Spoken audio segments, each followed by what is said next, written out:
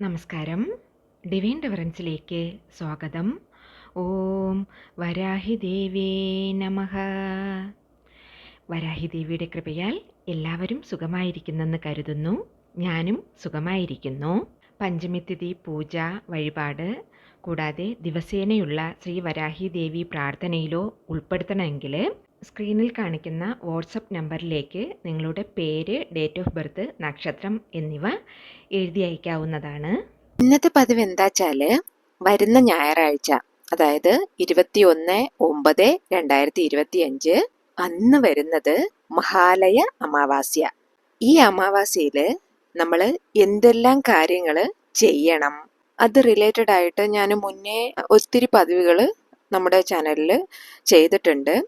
എന്നാൽ എന്തെല്ലാം അമാവാസ്യ ദിവസത്തിൽ ചെയ്യാൻ പാടില്ല, അത് വന്നിട്ട് ഒത്തിരി മുഖ്യമായിട്ടുള്ള ഒരു ഘടകമാണ്.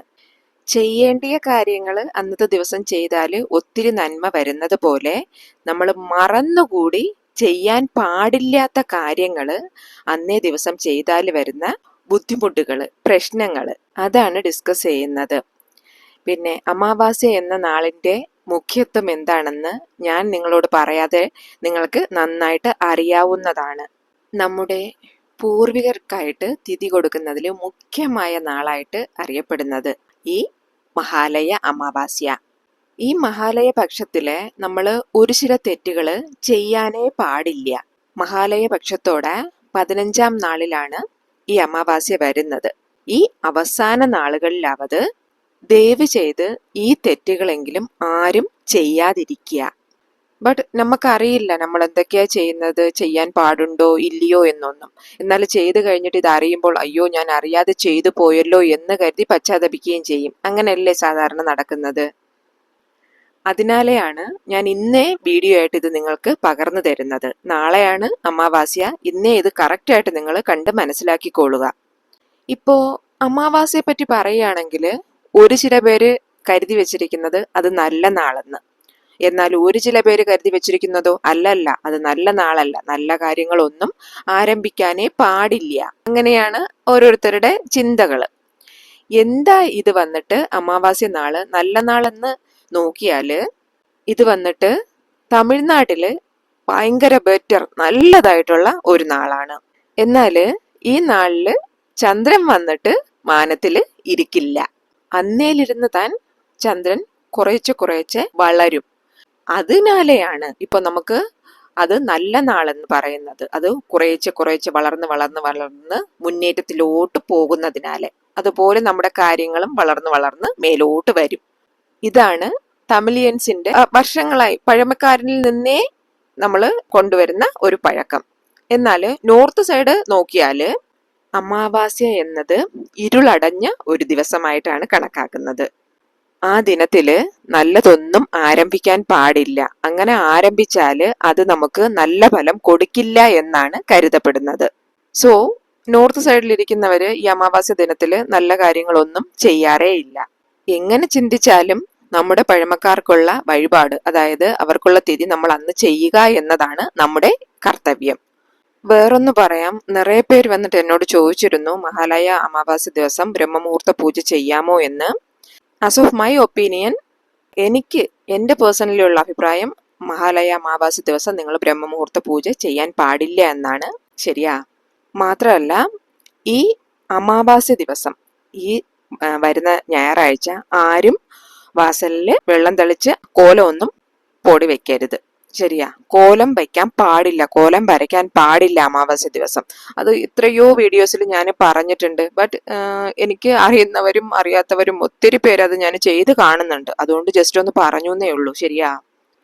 നിങ്ങൾ മേ ബി വീട്ടിൽ വന്ന് മാമനാർ മാമിയാർ എല്ലാം ഇരിക്കും, അച്ഛനും അമ്മയും ഇരിക്കും, അങ്ങനെ വിചാരിക്കുന്നവരാണെങ്കിലും അവർക്ക് എന്ന് പാരൻസ് ഇരുന്നിട്ടുണ്ടാവുമല്ലോ, മരിച്ചു പോയവര്. സോ അതിനാൽ നിങ്ങൾ ഈ തെറ്റ് ചെയ്യാൻ പാടില്ല. ദാറ്റ് മീൻസ് ഈ അമാവാസ്യ നാളിലാണ് നമ്മുടെ താത്ത പാട്ടി അവരെല്ലാം മരിച്ചുപോയവർ നമ്മളുടെ വീട് തേടി വരുന്നത്.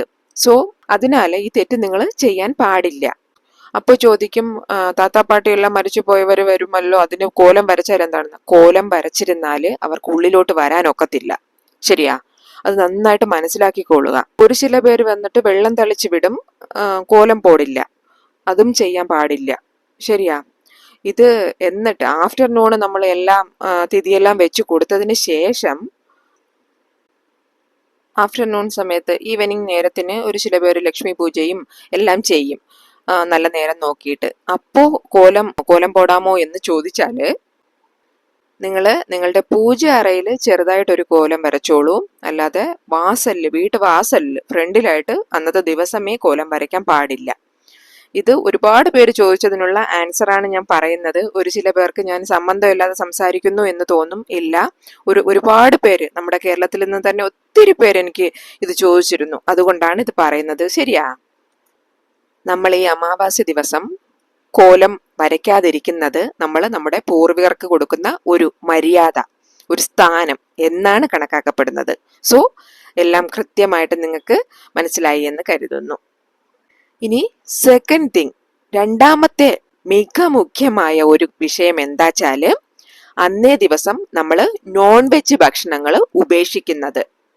ഒരു ചില പേര് പറയും അമാവാസ്യ എന്ന പഴക്കം ഞങ്ങളുടെ ഫാമിലിക്കേ ഇല്ല, എനിക്കും ഇല്ല, എൻ്റെ അച്ഛനും അമ്മയ്ക്കും ഇല്ല, എൻ്റെ മാമനാർ മാമിയാർക്കും ഇല്ല, ഞങ്ങളുടെ വീട്ടിലെ അത് ഫോളോ ചെയ്യുന്നില്ല എന്ന്. എൻ്റെ അപ്പനും അമ്മയ്ക്കും പാരൻസ് ഇല്ല, എൻ്റെ മാമനാർ മാമിയാർക്കും പാരൻസ് ഇല്ല, ബട്ട് അവര് ഇതുവരെ അങ്ങനെ ഒരു വഴിപാട് ചെയ്തതായിട്ട് ഈ അമാവാസ്യ നാളിൽ ചെയ്തതായിട്ട് ഞാൻ കണ്ടിട്ടില്ല എന്ന് പറയുന്നവരുണ്ട്. നിറയെ പേര് വന്നിട്ട് അതൊരു നോർമൽ നാളായിട്ട് കണക്കാക്കും. ഇപ്പോൾ സൺഡേ ആയതിനാല് ഒരുപാട് വീട്ടിൽ സൺഡേ ആണ് നോൺ വെജ്, അതായത് മാംസങ്ങൾ കഴിക്കുന്നത്. അന്ന് തന്നെയാണ് കുക്ക് ചെയ്യുന്നത്. ദയവ് ചെയ്ത് ഈ വരുന്ന മഹാലയ അമാവാസ്യ ഞായറാഴ്ച നിങ്ങളുടെ വീട്ടിൽ നോൺ വെജ് പാചകം ചെയ്യാതിരിക്കുക. നിങ്ങൾ പുറത്തു പോയും കഴിക്കാതിരിക്കുക. ശരിയാ. ഇപ്പോൾ നിങ്ങൾ വഴിപാട് ചെയ്യുകയാണെങ്കിലും ചെയ്യാതെ വിട്ടാലും ശരി, നിങ്ങൾ അന്നേ ദിവസം ദയവ് ചെയ്ത് നിങ്ങളുടെ വീട്ടിൽ നോൺ വെജ് കയറ്റാതിരിക്കുക, കഴിക്കാതിരിക്കുക, തൊടാതിരിക്കുക. വീട്ടിൽ വാസൽ വിട്ട് ഉള്ളിലേക്ക് നോൺ വെജ് കൊണ്ടുവരാതിരിക്കുക. ശരിയാ. എടുത്തെടുത്ത് പറയുന്ന എന്താച്ചാല് അതൊരു വലിയ പാപമായതിനാല്.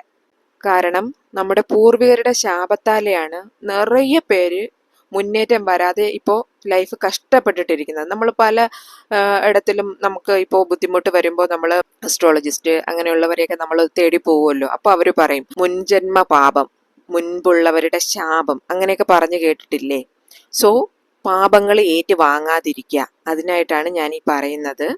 സോ നിങ്ങൾ നോൺ വെജ്, അതായത് മാംസാഹാരങ്ങൾ അന്ന് ഉപേക്ഷിച്ചോളുക. ദെൻ ഇനി വന്നിട്ട് മൂന്നാമത്തെ വിഷയം എന്താച്ചാല് അന്നേ ദിവസം വന്നിട്ട് നമ്മള് ഹെയർ കട്ട് ചെയ്യുമില്ലേ, തലമുടിയെല്ലാം വെട്ടുമില്ലേ, അത് ചെയ്യാൻ പാടില്ല. നെയിൽ കട്ട് ചെയ്യൂലേ, നഖം വെട്ടൂല്ലേ, അങ്ങനെയുള്ള കാര്യങ്ങളൊന്നും ചെയ്യാൻ പാടില്ല. ഇനി നാലാമത്തെ വിഷയം എന്താച്ചാല് ഇന്നേ ദിവസം നിങ്ങൾ ഒത്തിരി കട്ടിയായിട്ടുള്ള ജോലികളൊന്നും ചെയ്യാൻ പാടില്ല. അങ്ങനെ ചോദിച്ചാൽ എന്താ മീൻ ചെയ്യുന്നതെന്ന് വെച്ചാല് ഈ വലിയ കെട്ടുകളൊക്കെ എടുത്ത് കൊണ്ടുപോകുന്നവരുണ്ടല്ലോ, ചുമട്ട് തൊഴിലാളികള്, അങ്ങനെയുള്ള ആ വലിയ കെട്ടുകള്, തടികൾ ചുമക്കുന്നവര്, അതൊന്നും ചെയ്യാൻ പാടില്ല. പിന്നെ ബിൽഡിംഗ് കൺസ്ട്രക്ഷൻ വർക്കിന് പോകുന്നവര് ഇപ്പൊ സിമന്റ് ചാക്ക് ചുമന്നുകൊണ്ട് മേലെ പോകുന്നു, ഓരോ ഭയങ്കര കട്ടിയുള്ള പല സാധനങ്ങളും ചുമന്ന് മേലെ പോകുന്നു, താഴെ വരുന്നു, അങ്ങനെയുള്ള കാര്യങ്ങളൊന്നും ചെയ്യാൻ പാടില്ല. ഇത് എന്താ പറയച്ചാല് അന്ന് ചെയ്യരുത് എന്ന് പറയുന്നതിനൊരു കാര്യം, അന്ന് നമുക്ക് എന്തെങ്കിലും ഒരു അടിപെട്ടാല്, ഇതിപ്പോ കാലിലോ കയ്യിലോ വന്നു വീഴുന്ന എന്തെങ്കിലും ഒരു കായം നമുക്ക് വന്നു കഴിഞ്ഞാല്, അത് മുറിവ് വന്നാൽ അത് ഉണങ്ങത്തില്ല, അതിൽ നിന്ന് നമുക്ക് വെളിയിൽ വരാനൊക്കത്തില്ല. ശരിയാ, പറഞ്ഞ മനസ്സിലായല്ലോ?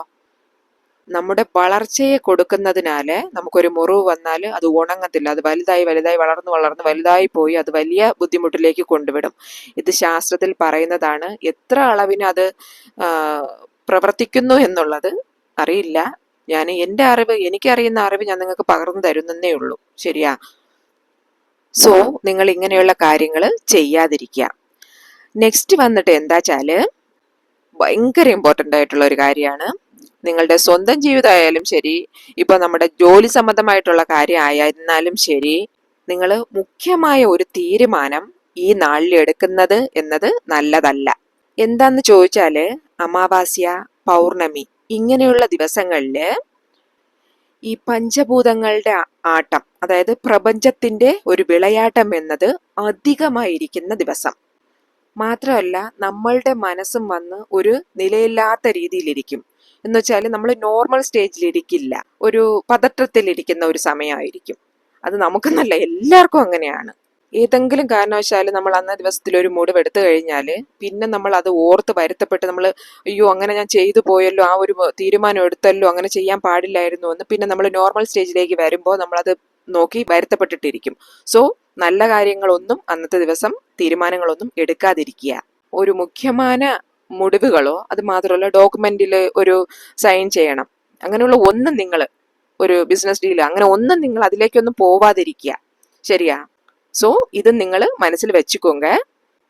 ഇതിനും മേലെ ഇനി എന്താ നിങ്ങൾ ചെയ്യാൻ പാടില്ല എന്ന് നോക്കിയാല് അന്നേ ദിവസം നമ്മുടെ മുന്നോറുകൾ, അതായത് നമ്മുടെ പിതൃക്കന്മാരുടെ ശാപം കിട്ടാതെ, അവരുടെ കോപം വരാതെ അവർക്ക് ഇഷ്ടപ്പെട്ട എന്തെല്ലാം നമ്മളെ കൊണ്ട് ചെയ്യാൻ പറ്റുമോ അത് മാത്രം ചെയ്തോളുക. ഇത്രയും നാൾ അമാവാസ്യ നിങ്ങൾ ഒന്നും ചെയ്തില്ലാച്ചാലും ഇപ്പൊ നാളെ വരുന്ന ഈ അമാവാസ്യ നിങ്ങൾ നന്നായിട്ട് യൂസ് ചെയ്തോളുക. നിങ്ങൾ ദാനങ്ങൾ ചെയ്യുക. അത് നിങ്ങൾക്ക് ഒത്തിരി നല്ല ബെനിഫിറ്റ് നിങ്ങൾക്ക് കൊണ്ടുതരും. നിങ്ങൾ അങ്ങനെ ഒരു കാര്യം ചെയ്താൽ അറ്റ്ലീസ്റ്റ് നിങ്ങൾ കാക്കകൾക്ക് ഫുഡ് വയ്ക്കുമല്ലോ, കാക്കകൾക്ക് ഫുഡ് വെച്ചു കൊടുക്കുക. പിന്നെ കന്നുകാലികൾക്ക് എന്തെങ്കിലും പുല്ലോ എന്തെങ്കിലുമൊക്കെ കൊടുക്കുക, അവർക്കുള്ള ഭക്ഷണം കൊടുക്കുക. പിന്നെ കുളത്തിലിരിക്കുന്ന മീനുകളുണ്ടല്ലോ, അവർക്ക് എന്തെങ്കിലും ഭക്ഷണമായിട്ട് അവിടെ അത് നോക്കിയിട്ട് എന്താ വെച്ചാൽ ചെയ്തു കൊടുത്തോളുക. ഇങ്ങനെ നമുക്ക് ചെയ്യാൻ പറ്റുന്ന എന്തൊക്കെ നല്ല കാര്യങ്ങളുണ്ടോ അതൊക്കെ നമ്മൾ ചെയ്തോളുക. നിങ്ങളെ കൊണ്ട് കഴിയുമെങ്കിൽ ഒരു 5 പേർക്ക് നിങ്ങൾ അന്നദാനം ചെയ്യുക. അതിപ്പോ നിങ്ങൾ ഹോട്ടലിൽ നിന്ന് വാങ്ങിക്കൊടുക്കുകയോ വീട്ടിൽ സமைച്ചു കൊടുക്കുകയോ അത് നിങ്ങളുടെ ഇഷ്ടം. 5 പേർക്ക് 5 പൊതി ഫുഡ് നിങ്ങൾ കൊടുത്തോളുക. ഇങ്ങനെയൊക്കെയുള്ള കാര്യങ്ങൾ ചെയ്യുക എന്നത് ഒത്തിരി നല്ലത്. നമ്മുടെ പിതൃക്കന്മാരുടെ അനുഗ്രഹം നമുക്ക് കിട്ടാനായിട്ട് ഇത് ഭയങ്കരമായിട്ട് നമ്മളെ സഹായിക്കും. നമുക്കത് തുണ വരും. പിന്നെ വേറൊന്ന്, നമ്മൾ മറ്റുള്ളവരുമായിട്ട് അന്ന് യാതൊരു തരത്തിലുള്ള ശണ്ടയ്ക്ക് പോവുകയോ ഫൈറ്റ് ചെയ്യുകയോ ഒരാളെ കുറ്റം പറയുകയോ ഒരാളെ പിടിച്ച് നിർത്തി നീ അത് ചെയ്തില്ല നീ ഇത് ചെയ്തില്ല അങ്ങനെ ഒന്നും ചോദിക്കുകയോ, നിങ്ങൾക്കിപ്പോൾ ഒരാളെ ഇഷ്ടമായില്ലെങ്കിൽ ശരി അവരെ വിട്ടയക്കുക, സംസാരിക്കാതിരിക്കുക. അന്നേ ദിവസം നിങ്ങൾ ഒന്നിനും പോവാതിരിക്കുക.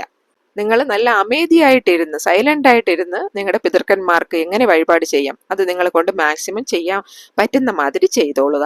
ഇത് കഴിഞ്ഞിട്ട് ഈവനിങ് 6 മണിക്ക് ശേഷം നിങ്ങൾ വീടും നിങ്ങളുടെ വീട്ടിലുള്ള അപ്പൻ അമ്മ നിങ്ങളുടെ ആൾക്കാരും എല്ലാവരെയും കുഞ്ഞുമക്കള് നിങ്ങളെ എല്ലാവരെയും ചുറ്റിപ്പോടണം. അതുപോലെ തന്നെ വണ്ടി വാഹനം എന്തിരുന്നാലും നിങ്ങൾ അതിലും ചുറ്റിപ്പോടി ദൃഷ്ടിയും കൂടെ എടുത്തോളുക.